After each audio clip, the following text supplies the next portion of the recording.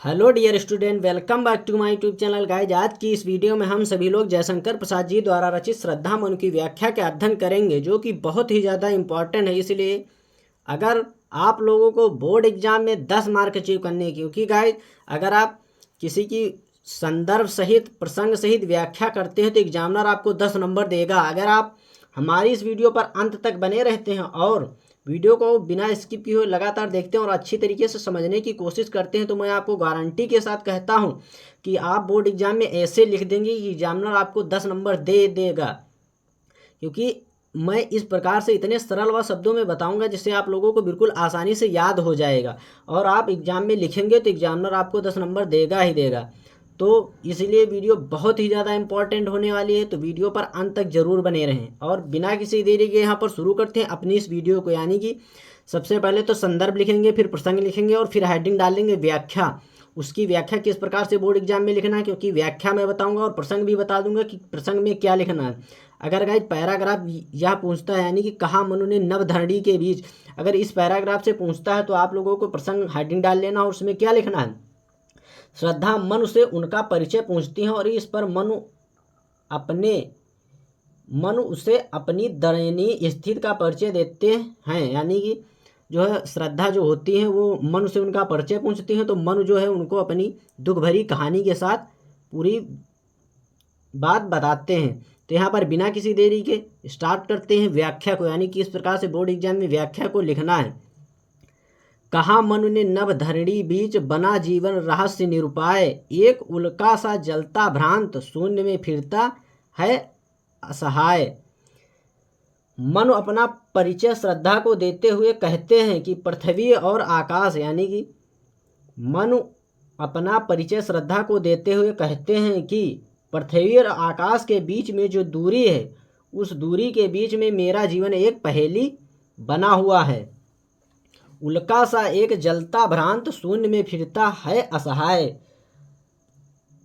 ठीक उसी प्रकार से इधर उधर भटक रहा हूँ, जिस प्रकार से एक जलता हुआ, यानी कि ठीक उसी प्रकार से मैं भटक रहा हूँ जिस प्रकार से एक जलता हुआ तारा टूटकर बिना किसी आश्रय के आकाश में इधर उधर भटकता है, ठीक उसी प्रकार से मेरा इस पृथ्वी और आकाश के बीच में जीवन पहेली बना हुआ है। कौन हो तुम बसंत के दूत, बिरस पतझड़ में अति सुकुमार, घन तिमिर में चपला की रेख, तपन में शीतल मंद बयार।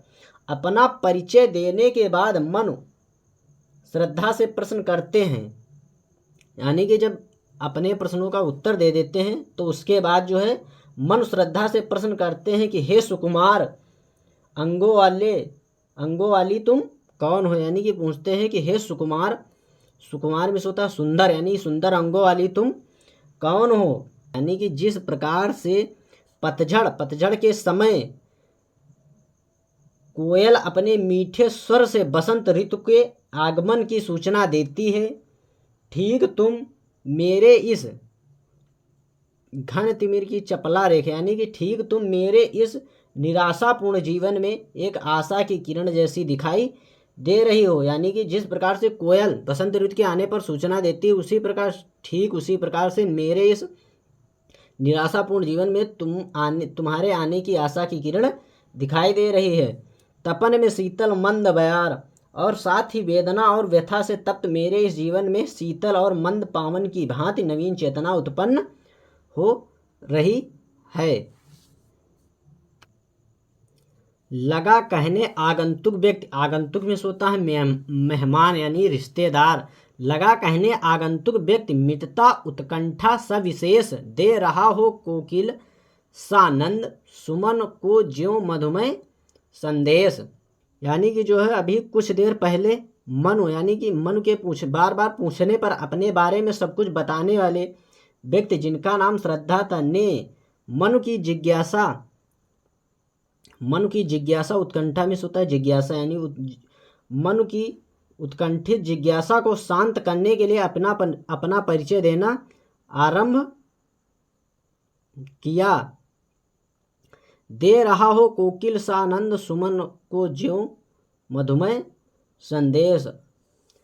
उनकी मधुर वाणी मन को ऐसी लग रही थी, यानी कि श्रद्धा की वाणी मन को ऐसी लग रही थी मानो मानो कोयल बस फूलों को बसंत ऋतु आने का संदेश दे रही है। भरा था मन में नव उत्साह, सीख लूं ललित कला का ज्ञान।